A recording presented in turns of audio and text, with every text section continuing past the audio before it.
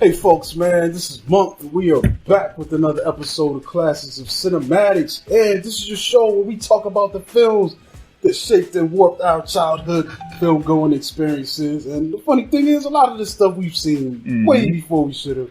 But I'm joined as always with my co-host, Bobby Blockbuster. Yo. Yeah. That's me trying to howl at the moon. And, I mean, if you've been rocking with us these last few episodes, we're going to continue our Halloween dive into the Stephen King's adapted films, man. And today is no exception. So we've got Silver Bullet, 1985, man. And this story goes like this. When a series of unexplained murders occurs in the normally quiet town of Tanker's Mill, the residents decide to hunt down the killer. However, many of these vigilantes end up dead, and those who don't are no closer to finding an assailant. But when a young wheelchair-using boy named Marty encounters a werewolf one night, the pieces begin to come together. Along with his sister and Uncle Red, Marty begins a mission to capture the werewolf once and for all. And this cast is pretty cool, man. We've got Gary Busey playing Uncle Red. I guess Stephen King makes a cameo in this thing.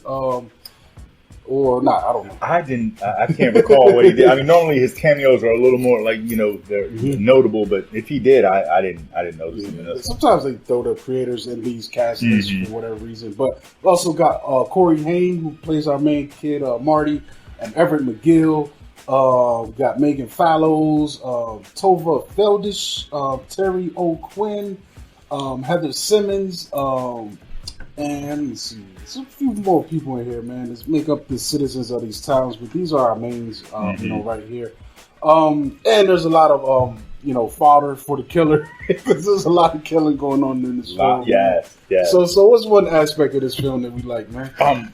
One thing that stands out to me more than anything else is the story, the way it's told, and the build-up that comes with the telling. I think it was very wise. Like, not only are we able to visually see this story as it's progressing, but they have Marty's sister Jane narrating the film as it goes through. I think that was a very wise decision, because ultimately this film was adapted by Stephen King's only graphic novel that he did from beginning to end, Cycle of the Werewolf.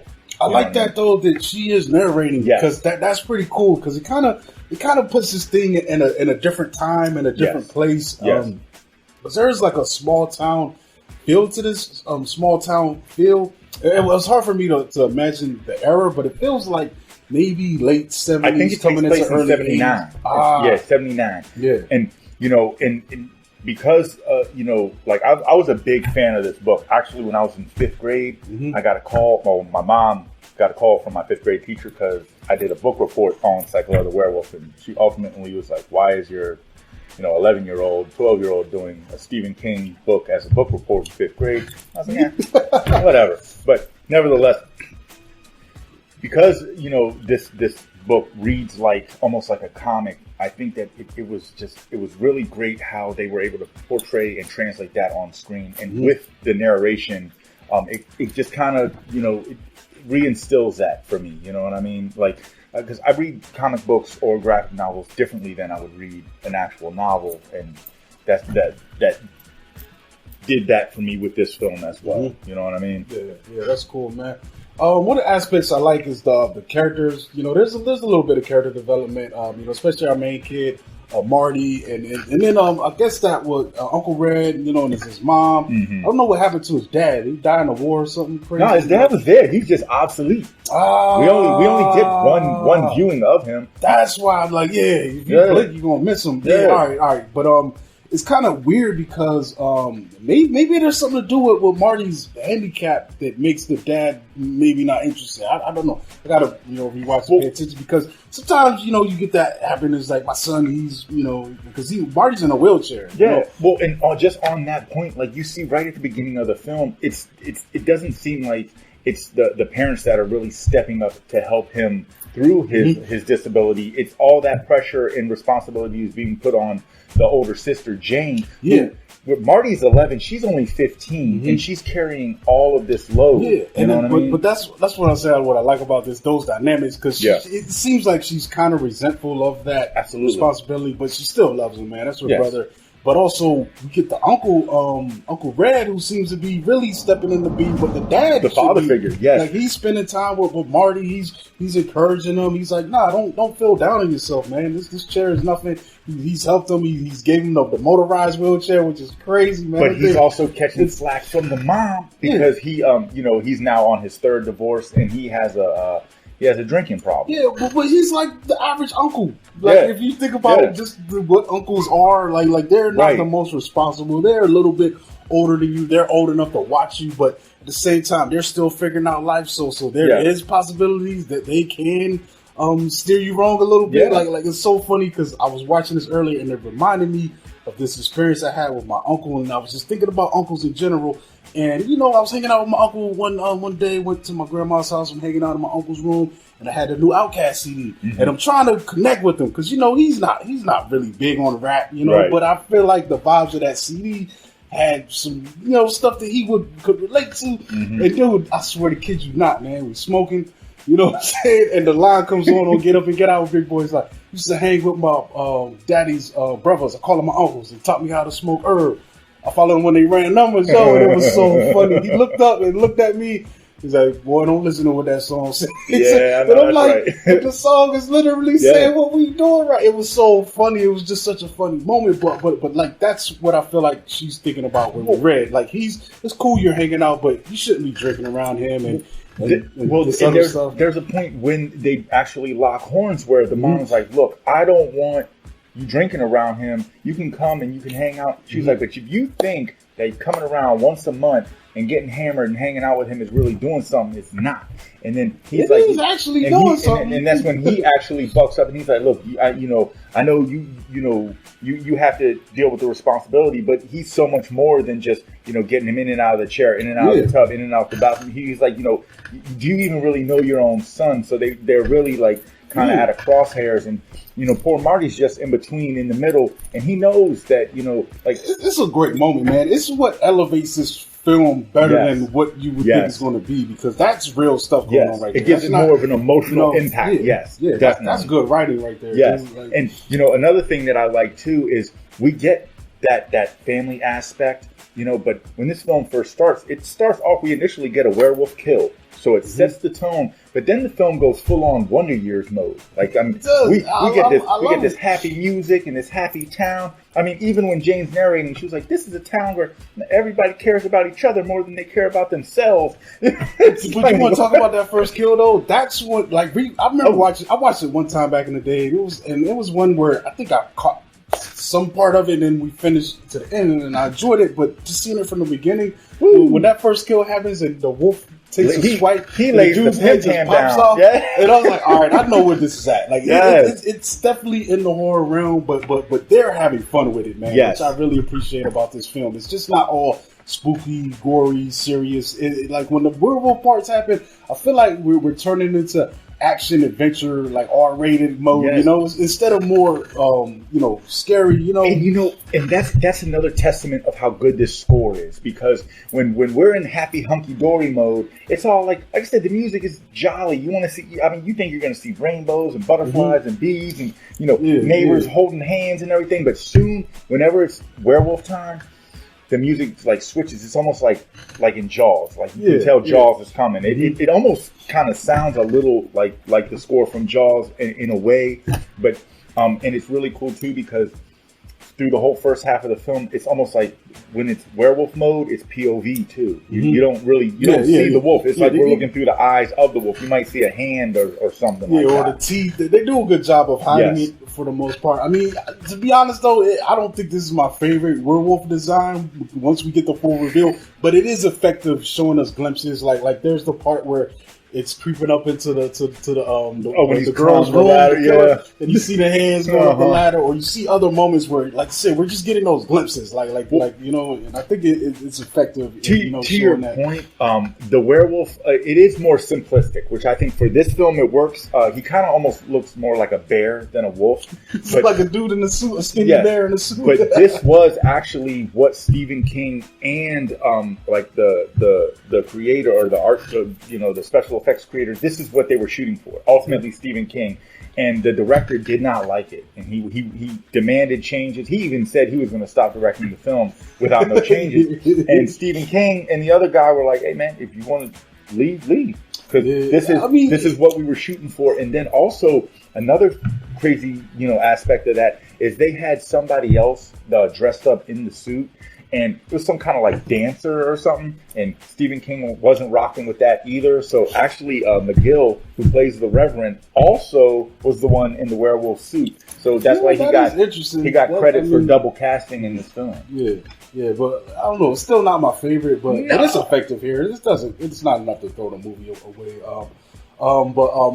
Just speaking on that, I do like the small town aspect of this too, because whatever era this is, it's still small town. You feel like there might be 2 or 3 cops in town and a sheriff or something, and it ends up being a situation where it's more vigilanteism, where the town is like, yo, we getting killed out here, bro. Yes, like clockwork. Every full moon, we using 1 or 2 people, and we got to do something about it. Like, what's going on? And that's I like that. Another cool aspect and element of this film. Because see, in the novel, it's called Cycle of the Werewolf, because you get 1 full moon a month, and he was actually killing 1 person per month. Where in this film, it was a little more revved up, and you're getting multiple killings over the span of a couple months.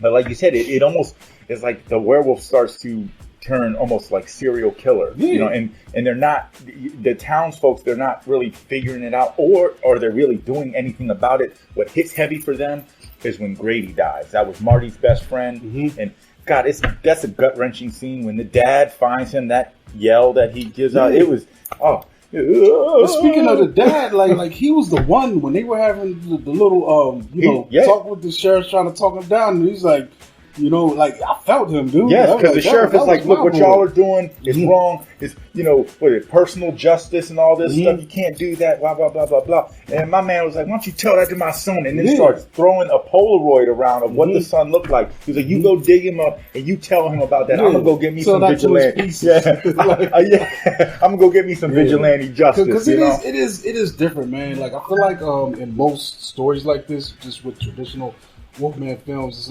like don't be out on the full moon, and this wolf is definitely violating because it's going after people. Like climbed in this young woman's room, it went in the house. Like, usually you're supposed to be safe traditionally in traditional Wolfman films. You're supposed to. And this guy is definitely on level 10. He's coming in your house like the Night Stalker. That's crazy. And the thing is, it's like, at first, up until the young boy gets killed, everyone else that got killed, the Wolfman is trying to rationalize his killing. Like, he thinks he's doing them a favor. The first guy, he's a super drunk, so I'm gonna smack his head off. He's culling the herd. The young lady, like, she was pregnant, and the guy wasn't assuming responsibility for the child, so she ultimately was in the process of trying to kill herself. So he's like, you know what? I'm gonna climb the vine, jump in the window. I'm gonna kill you, so that way you don't gotta kill yourself, and you still have an opportunity to make it up top instead of down low. Things like that. So it's like the way that he was trying to find ways to justify the killing. Just these are steps in other werewolf films that were not taken nor thought about, that's what separates this film from a lot of the other werewolf films. Like even to Werewolf in London, they was out when they shouldn't have been out. Like, why are you walking through this countryside in the middle of the night? And that's when they get attacked. But like I said, man, he ramps it up a notch by going after people. Like, he's coming in your property now, and it becomes a big problem that this community has to deal with, man. And that's interesting, man, because then you get this claustrophobic, like, who is it? It's got to be one of us. And that's what also just makes this film so great, because this story building and this ultimate plot twist that we get halfway through just completely changes the dynamic of the film moving forward. And it's hard to talk about this film without talking about the plot twist. I would hope that everybody has seen this film that's watching this show. Spoiler review, spoiler warning, so but, it's there when you see okay, good. So we covered that. So then we find out, because after Grady dies, then, the town is pretty much on lockdown. And Marty now, by this point, he's talking with Uncle Red, and Uncle Red's like, so let me get this right. The killer now killed your best friend, got your girlfriend to move away, because that was the guy he killed. Oh, that was another great part too. The dad's like, the werewolf's out there in the greenhouse busting up all his plants. He's like, oh yeah, you want to bust up my pots? I'm going to bust up your ass. He goes out there with the shotgun and shit. I love that part. See, that's one of the humorous kills, man. Yes. Because at that moment, I'm just laughing because I know he's going to get it. Oh, it's great. It's just a matter of seeing how it's going to happen. Yes. But you love the energy, though. He's in there getting hammered, watching wrestling, and then you think you Hulk Hogan. But yes. So Marty loses his friend, loses his girl, and then they shut down the fireworks. And he's like, look, man. So he was like, I got something for you. And this is when Red gives him the silver bullet, the most coolest wheelchair ever in life. I mean, this thing is like, this is crazy. Anybody would want this thing. It's already wild because this regular wheelchair already has a motor. And he's got grips and handlebars. You know, like a little bike, but this thing looked like a motorcycle. Yeah, motorcycle, like you know how the sidecar looks on motorcycle. Imagine the sidecar now has just got. It's the whole thing, yes, dude. It's got like what is it, like drag racers, like mufflers going on. I mean, got the stripes. Oh man, when he first hit that Joe, he's popping wheelies. Like, he don't even know it's breezing by cars. I mean, it's very unsafe for someone who you have a helmet. That's uncles, man. No helmet and no movement from the waist down. I don't think that's the uncle stuff, man. They care about you, but they kind of absent-minded on some things. Yes. They throw you out to the wolves, literally. but so what ends up happening? He gets his silver bullet and everything, and this is actually the first time that he's at the house where he's not drinking. You know what I'm saying? So now the mom, which is his sister, is a little more accepting of his of his presence. He's laughing, telling jokes. You see why he's the favorite uncle. You know what I mean? But then right before he dips out, he's like, "Yo, Marty, walk me to the car." And he tosses him another bag. So not only do you give him a rocket-powered wheelchair, but then you give him a grocery bag full of firecrackers. Like, ain't nobody taking your 4th of July. And this is where this film just really takes a turn in many aspects. Because Marty's out there and he's trying to light his fireworks, sneaks out, crawls down the damn side of the house to get into his silver bullet. He goes out to light some fireworks, and of course, werewolf. Now, by this point, he's not killing with the same purpose or energy that he was in the beginning. Now the wolf is taking over. So, he's out there, he's trying to light, do his little fireworks. He sees the wolf and he bottle rockets it right in the eye. Right? Yeah, so I love that scene, man. It's great because, it's so intense. I mean, the matches and, anyone who's watched a horror film, like when you're a little dude and you see this, it's like, these are the things you worry about. Yeah, what if I got my matches? What if I can't light it fast enough? What if I'm trying to run, but my shoestrings untied? Not only that, he can't run. He's in a wheelchair. But shit, he can run. I mean, he can ride faster than anyone can run. Still, if you look at where he's at, he's facing the wolf, so he's still got to turn around. Out on they ain't got no reverse. Remember, he hit the wheel. You're right. But once he rev it up, but that's coming on the next upgrade. Once Uncle Red come back. But yeah, so he hits the werewolf in the eye. Bam. And up until this point, like, he had made a comment to Uncle Red. He's like, "Yo, what if it's not a man? What if it's a werewolf or something?" And he's just, 11 imagination kicking in. Uncle Red's like, whatever. He comes back and he goes to his sister. And he's like, "Yo, a werewolf just tried to get me. I shot him in the eyeball with a rocket. And I need you to go around and look at all the townspeople and see who got one eye." You know what I mean? And this is when you can love that scene, though, too, because the sister takes off and she's going door to door, just like doing bottle collections. Because that's a testament to, like, these characters' relationships. Like, even the narration kicks in. She's like, "I don't know why, but I felt like he was telling the truth, and then she just goes out and does her duty and looking at the people, man. I love this part because it's all the townspeople, and even the way they're framing some of it, like when she knocks on the black lady's door, she's like, "Hey!" It calls to her husband, and he comes out, and his eyes, it looks bugged out, but it's not really. But it's not. But it wasn't bottle rocket. You know what I'm saying?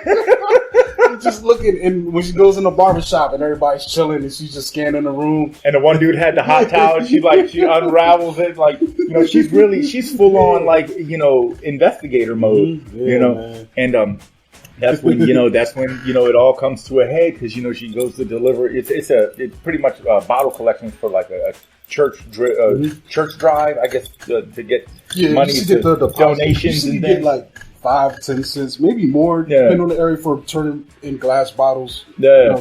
And then, and that's when she drops the bottles off, and then she finds the bat. So when they were in mob mode, the werewolf, I mean, he was taking them out one by one. But it was funny because this one dude, the bartender, who was actually played Joe in Reservoir Dogs, he was a bartender in this, and he had this baseball bat called the Peacemaker. And whenever people get rowdy, break the Peacemaker out. And it's so funny. Your whole ass down. You know what I'm saying? You ain't keeping no peace with that. You can hide very should have kept the gat. That'd have been better, exactly. man. Shotgun or something. Took that back from that old man. But yeah, it's funny. Like you were saying earlier, just some of these kills, they're just hilarious. So the werewolf is now.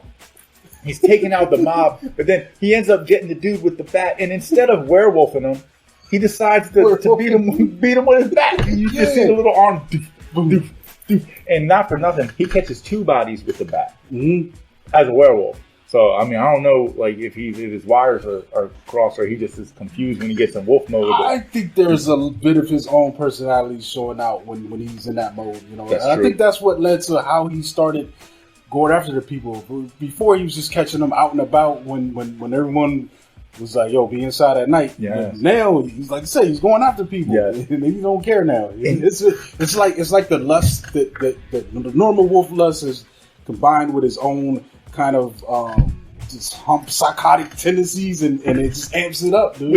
Which is very crazy because this is when we find out who the wolf is. I mean, she's dropping off the bottles, and then the Reverend comes in with the eye patch. I do like that. It's like, whoa. That no one saw that coming. No one. You know what I'm saying? If you claim you did on your first viewing, well, kudos to you. I remember that. When I first saw that, I do remember that aspect. When we found out who the killer was, we're like, it's that dude. Because up until that point, I mean, you see, like, where he was trying to stop the mob. Please don't go. And, it keeps our only interaction. Please don't go looking for me. Yeah. Up until then, the only times we see him are when they keep having him host these funerals. And he seems so remorseful and so, apologetic to the community, but it all makes sense. We see why now, why you look like you're in pain and so much, why you're hurting so much, because you're the one doing it, and they're coming to you for solace and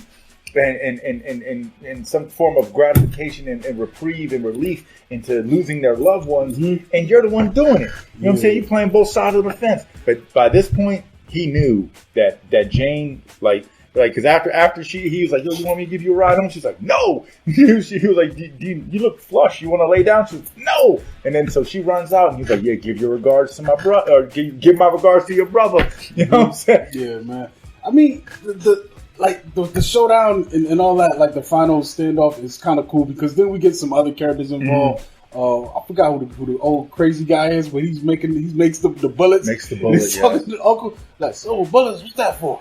Werewolves. He's like, hunt werewolves. And it's cool because like once Jane knows, like they're still trying to convince Uncle Red, and then this is when you can tell Uncle Red is aloof.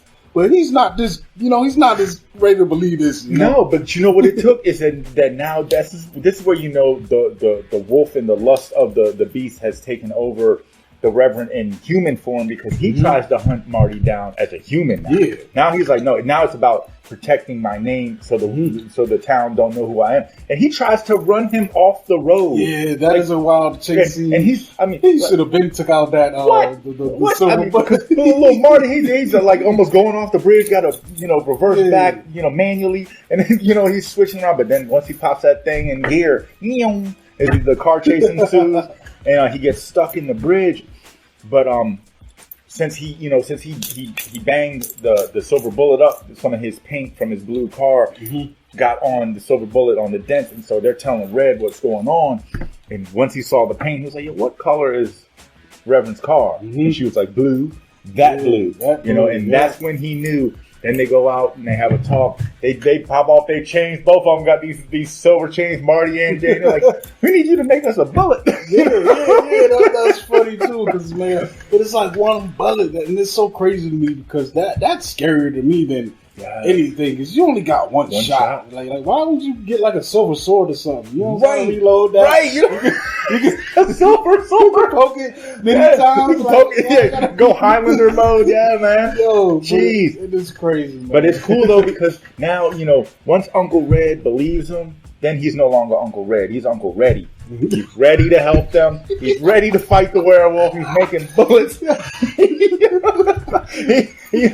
He falsifies this whole thing. He tells them, he's like, yo, next full moon. Because Marty's convinced. He's like, yo, he's coming to get me when he's full moon mode. Because that's the wildest part to me, too, is just the timeline. All right, next full moon, we got 30 days. We got 30 days. Like, and then, 30 days coincidentally enough, it happens on Halloween. Yeah, that's why I saw that. I was like, I thought that was dope. Halloween. The narration kicks in. This is when you can tell Red is really, really, about it for them. Like, he's really rocking for them because he ends up faking getting some kind of couples trip. Mm-hmm. And, so he pays out of pocket to send the parents away so he can watch the kids on the full moon so they can all battle the werewolf, you know what I'm saying, as a team, crazy. As a unit. Mm-hmm. Who says uncles ain't cool? You know what I'm saying? I don't think Dad wasn't going to do this shit. Dad is gone.